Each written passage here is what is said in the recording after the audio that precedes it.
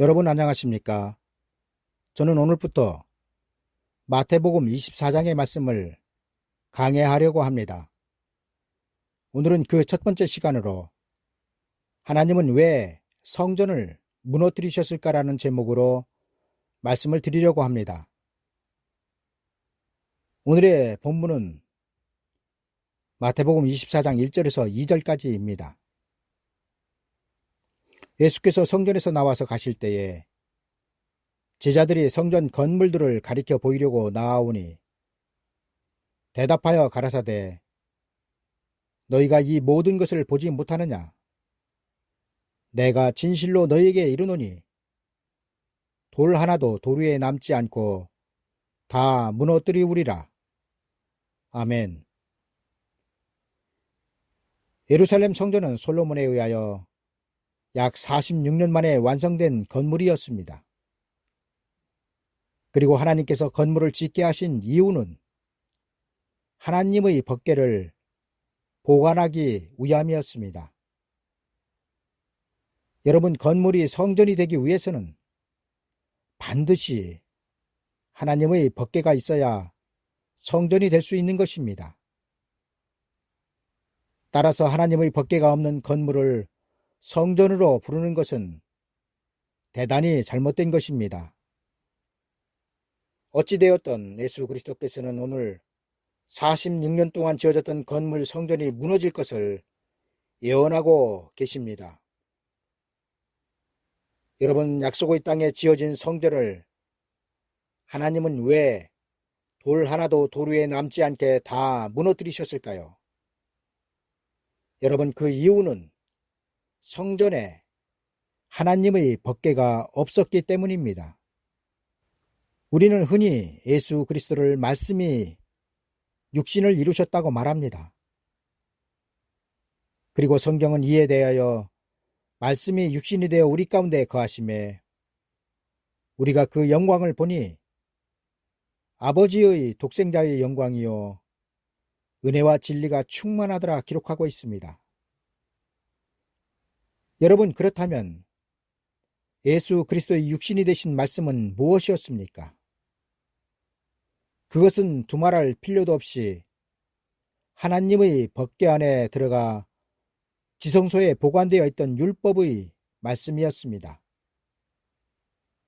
여러분, 성경은 하나님이신 그리스도께서 예수님의 이름으로 세상에 오실 것을 창세기에서부터 예언하고 있으며 이 예언의 성취가 2000년 전 이스라엘 땅에서 있었던 것입니다. 여러분, 예수 그리스도께서 2000년 전에 오셨다는 것은 지성소 안에 있던 말씀이 성취되었다는 것이며 이는 곧 예루살렘 성전의 사명이 끝났다는 것을 의미하고 있습니다. 그렇습니다. 예수 그리스도의 말씀의 성취는 건물 성전과 율법의 끝을 보여주고 있습니다. 따라서 하나님의 역사에서 예수 그리스도의 성육신으로 말미암아 건물 성전의 시대는 끝났습니다. 그런데 지금도 미혹자들은 제3성전이 지어지면 예수 그리스도께서 재림을 하신다고 말합니다. 여러분, 성전에 법궤가 없는데 무슨 건물이 성전이 되겠습니까? 이 때문에 법궤를 찾아다니는 사람들도 있다는 말도 들리며 또 한편으로는 유대인들이 법궤를 찾아 보관 중이라는 말도 들립니다. 그러나 여러분, 법궤는 이 세상에 없습니다.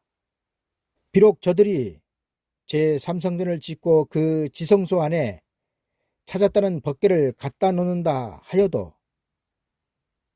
그 법궤는 가짜입니다. 왜냐하면 성경에 의하면 법궤는 지금 하늘에 있는 하나님의 성전에 있다고 말씀하고 있기 때문입니다.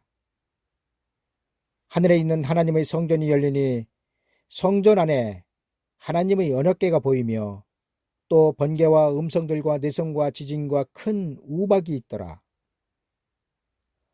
여러분, 하늘에 있는 법궤를 이 땅에서 찾는다고 찾아지겠습니까? 성경은 지성소에 보관되어 있던 법궤를 또 다르게 언약궤라고 부릅니다. 그리고 이는 그 속에 들어있던 것이 하나님의 언약이었다는 것을 말합니다. 여러분, 우리는 구약의 예언의 말씀을 기다리지 않습니다. 왜냐하면 구약의 예언은 성취되었기 때문입니다. 그러나 하늘의 하나님의 성전에 있는 언약궤는 하나님께서 신약의 백성들에게 새롭게 주신 언약궤인 것입니다. 그리고 그 언약을 하나님은 성경을 통하여 예수 그리스도를 믿는 각 사람들에게 주신 것입니다. 구약시대에 하나님의 언약은 성전에 보관되었지만 예수 그리스도의 초림 이후 신약의 언약은 예수 그리스도를 믿는 여러분들의 심령 가운데 있다는 것을 아셔야 합니다. 예수님은 죽은 자 가운데서 부활하시어 또 다른 성전을 세우셨습니다. 그리고 그 또 다른 성전은 바로 성전 대신 예수 그리스도의 육체였습니다. 그리고 성경은 예수 그리스도를 믿는 성도들을 성전이라고 증거하고 있습니다. 왜냐하면 성전 대신 예수 그리스도가 그 마음속에 있기 때문입니다. 성경은 성도들의 심령 가운데 세워진 성전을 무너지지 않을 성전이라고 말씀하고 있습니다. 여러분, 우리가 하나님의 성전이 되는 것은 우리에게 하나님의 약속이 있기 때문입니다. 그 약속이 구약시대에는 법궤에 담겨 예루살렘 성전에 보관되어 있었지만 신약시대에는 성도들의 마음속에 있기 때문에 성도들의 몸이 성전이 되는 것입니다. 하나님은 2000년 전 그 아들 독생자 예수 그리스도를 통하여 구약의 약속이 아닌 새로운 약속을 그 백성들에게 주셨습니다. 그리고 그 새로운 약속은 하나님의 새로운 약속의 땅인 천년 왕국입니다. 여러분, 하나님은 모세를 통하여 이스라엘 백성들을 출애굽시키셨습니다. 그리고 출애굽을 시키신 이유는 하나님의 약속의 땅으로 아브라함의 혈통들을 들여보내시기 위함이었습니다. 아브라함의 혈통들은 약속의 땅에 들어가 통일 왕국을 이루고 하나님의 성전을 지었습니다. 그리고 예수 그리스도께서 말씀이 육신이 되어 처녀 마리아의 몸에서 태어나심으로 구약의 약속은 예수 그리스도의 육신을 통하여 성취된 것입니다. 그러나 아직 우리에게 성취되지 않은 약속이 있는데 하나님은 이 약속을 예수 그리스도의 재림으로 이루실 것입니다. 여러분, 모세가 아브라함의 혈통들을 출애굽시켰다면 예수 그리스도는 자신을 믿는 성도들을 출애굽시키시고 있습니다. 무슨 말씀이냐면 모세는 애굽에서 종살이하던 하나님의 백성들을 출애굽시켰지만 예수 그리스도는 애굽과 같은 세상에서 마귀의 종노릇을 하던 그 백성들을 출애굽시켜 하나님의 약속의 땅으로 들어가게 하실 것이란 말입니다. 그리고 이에 대하여 모세는 사도행전 3장 22절에서 이렇게 기록하고 있습니다. 모세가 말하되 주 하나님이 너희를 위하여 너희 형제 가운데서 나 같은 선지자 하나를 세울 것이니 너희가 무엇이든지 그 모든 말씀을 들을 것이라. 여러분, 우리는 예수 그리스도를 통하여 세상과 분리된 사람들입니다. 그리고 이를 성경은 세상에서 성도들이 출애굽을 한 것으로 말씀하고 있습니다. 그리고 세상에서 출애굽한 사람들에게 하나님은 최종적으로 낙원이 아닌 장차 예수 그리스도께서 재림을 하셔서 이루실 천년 왕국을 약속하신 것입니다. 그런데 문제는 지금 대부분의 성도들은 하나님의 약속의 땅 자체를 모르고 있습니다. 여러분, 우리는 약속의 땅이 하나님께 얼마나 중요한지를 구약의 역사를 통하여 보았습니다. 여러분, 출애굽한 1세대들이 하나님의 약속의 땅으로 들어가지 못한 결정적 이유가 무엇이었습니까? 그 이유는 12명의 정탐꾼 중 10명의 정탐꾼 때문이었습니다. 이스라엘 백성들은 그 10명의 정탐꾼 말을 듣고 하나님의 약속의 땅을 악평하였고 결국에는 출애굽의 1세대 중 여호수아와 갈렙만 들어갔습니다. 그리고 이런 결과가 나온 것은 이스라엘 각 지파 중에서 대표로 뽑은 정탐꾼들 때문이었다는 것입니다. 여러분, 장차에도 하나님의 약속의 땅인 천년왕국에 세상과 구별된 성도들이 들어가지 못하고 낙오되는 것은 구약시대 10명의 정탐꾼과 같은 하나님의 종으로 선택된 목사들 때문에 들어가지 못한다는 사실을 알아야 합니다. 왜냐하면 지금 대부분의 목사들은 10명의 정탐꾼들처럼 하나님의 땅을 악평하고 있기 때문입니다. 여러분, 무천년을 주장하는 것은 하나님의 뜻을 전혀 분별하지 못하는 것이며, 또 천년왕국에 대하여 설교하지 못하고 가르치지 못하는 것은 게으르고 악한 종에 해당될 것입니다. 그리고 이들이 이런 교훈을 받은 성도들은 비록 그가 예수 그리스도의 몸된 성전일지라도 마지막 때에는 구원에 이르지 못하게 될 것입니다. 이제 말씀을 정리하겠습니다. 하나님은 아브라함을 믿음의 조상으로 세우시고 그에게 한 가지 약속을 하셨습니다. 그리고 그 약속은 땅이었습니다. 여러분들은 성경에서 하나님께서 창조하신 땅이 혼돈하고 공허하며 흑암이 깊음 위에 있었다는 말씀을 읽어보셨을 것입니다. 그러나 하나님의 약속의 땅은 이런 혼돈과 공허와 흑암이 없는 땅입니다.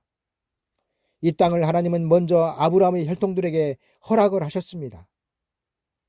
그리고 하나님은 그 땅을 젖과 꿀이 흐르는 땅이라고 말씀하셨습니다. 그러나 여러분, 약속의 땅인 젖과 꿀이 흐르는 가나안 땅에 출애굽을 한 세대들 중 몇 명이나 들어갔는지 우리는 명심해야 합니다. 왜냐하면 하나님은 우리에게도 하나님의 땅을 약속하셨기 때문입니다. 여러분, 아브라함의 혈통들은 약속의 땅으로 들어가 다윗의 통일 왕국을 이루었지만 우리는 약속의 땅에 들어가 예수 그리스도의 왕국을 이룰 것입니다. 여러분, 아브라함의 혈통들에게 허락하셨던 젖과 꿀이 흐르는 땅은 장차 우리에게 이루어질 천년왕국의 예표입니다. 이제 이 세상에 예수 그리스도께서 재림을 하시면 이 세상은 심판을 당할 것입니다. 그리고 심판을 당하는 이 세상은 마귀가 주인이었던 혼돈하고 공허하며 흑암이 깊은 위에 있던 세상이었습니다. 하나님은 이런 세상을 그 아들 독생자 예수 그리스도의 재림을 통하여 심판하시고 새하늘과 새 땅으로 새롭게 하실 것입니다. 그리고 이는 태초에 하나님께서 천지를 창조하신 그 근본적인 목적이 성취되는 것입니다. 여러분, 하늘에 있는 하나님의 성전이 열리니 성전 안에 하나님의 언약궤가 보이며 또 번개와 음성들과 내성과 지진과 큰 우박이 있더라의 말씀은 구약 예루살렘 성전에 있던 언약궤가 아니라 마지막 시대에 이루실 하나님의 새로운 언약을 담은 새 언약궤인 것입니다. 이 언약이 성취될 때 우리는 예수 그리스도의 왕국인 천년왕국으로 반드시 들어가야 합니다. 그런데 문제는 장차 이루어지는 하나님의 약속의 땅인 천년왕국에 들어갈 성도들이 극히 적다는 것이 성경의 증거라는 것에 우리는 정신을 차려야 합니다. 여러분, 천년왕국에는 마귀가 1000년 동안 묶여 있습니다. 그리고 1000년이 지난 후 곡과 마곡의 전쟁이 있고 이 세상은 곧 하나님께서 태초에 창조하신 천지는 먼지처럼 사라질 것입니다. 그리고 구원을 받은 자들은 영원한 천국인 새하늘과 새 땅으로 들어갈 것입니다. 따라서 태초에 하나님께서 창조하신 천지의 끝은 천년왕국이 지나면 끝나는 것입니다. 그리고 지금은 성도들이 하나님의 약속의 땅을 바라보아야 할 때인 것입니다. 여러분, 말세에 하나님의 약속의 땅을 잃어버리면 모든 것을 다 잃어버리게 됩니다. 왜냐하면 비록 출애굽을 하였다 하여도 구약의 아브라함의 혈통들처럼 요단강을 건너지 못하고 광야에서 죽을 것이기 때문입니다. 이제 여러분들이 마지막 때를 사는 진정한 그리스도인이라면 여러분들의 믿음 위에 하나님께서 약속하신 그 약속을 잃어버리시면 구원받지 못한다는 것을 아시고 예수 그리스도의 재림의 목적 자체가 하나님의 나라를 이루시기 위함임을 마음판에 새겨야 할 것입니다. 감사합니다.